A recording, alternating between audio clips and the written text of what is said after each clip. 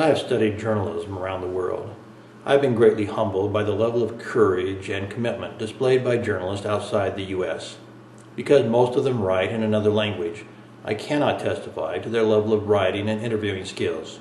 But as for their heroism, I find it difficult to find comparisons since the very earliest days of the American Revolution. Consider the staff of the Novaya Gazeta in Moscow.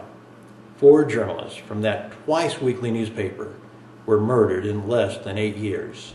After the third murder, that of their star reporter, Anya Politkovskaya, editor Dmitry Merlatov met with the remaining reporters and suggested they close their doors.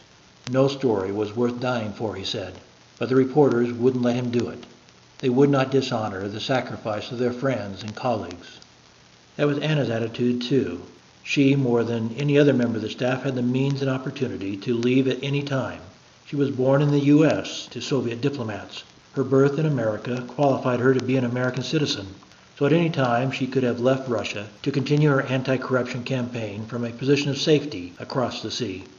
Anna had already established her credentials as one of the great journalists of the world, winning international prizes nearly every year.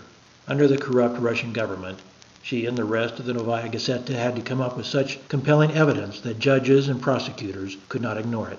Working under these kinds of journalistic requirements, she was still able to force the conviction of 20 men in 15 separate corruption cases. Few journalists in history can tout such compelling results. She had gained such notoriety from her work that many readers referred to the Novaya Gazeta simply as Anya's paper. Yet in some cases her compelling evidence was not enough.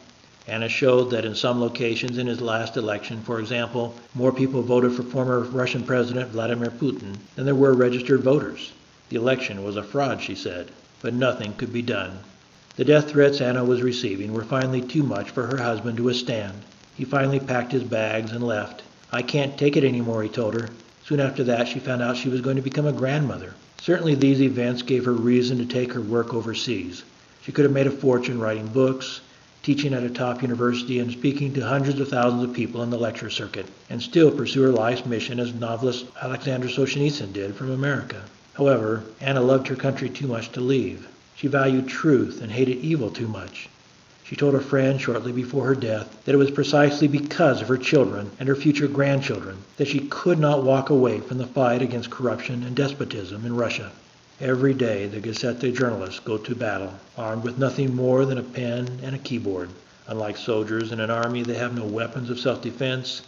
They do their work each day without body armor, without protection, without armed comrades around to protect them, and knowing that their odds of survival are perhaps less than those of soldiers in any war in the past century. Finally, on October 7th, 2006, Anna's battle came to an abrupt end. An assassin shot Anna in her apartment building's elevator as she was going home. With Anna's example, it is understandable why other journalists of the Novaya Gazeta refused to quit. But that doesn't make their courage and commitment to truth any less compelling. And the fact that Anastasia Barborova had never known Anna personally and had only worked at the Gazeta less than 4 months before she was shot down in broad daylight, January 20th, 2009, makes her sacrifice no less remarkable. Before such heroes, not just the journalists of the Novaya Gazeta, but journalists throughout the world who face such danger. Journalists like Orogasia Marshanova, who was kidnapped in Almaty, Kazakhstan in 2007 and is presumed dead after she refused to quit writing about the dangerous conditions of minors in this country and other controversial topics. Before such heroes, I feel so humble.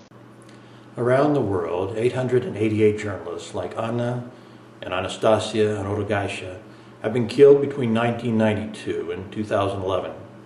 In fact, the Committee to Protect Journalists, which maintains these records, doesn't even count those like Orogasia, whose bodies have never been found, but whose lives have surely been taken. So before these journalists, these martyrs, I bow in reverence, and I ask myself if I have that kind of courage to face such danger and not shrink from the field of battle. What is the value of truth to you and to me?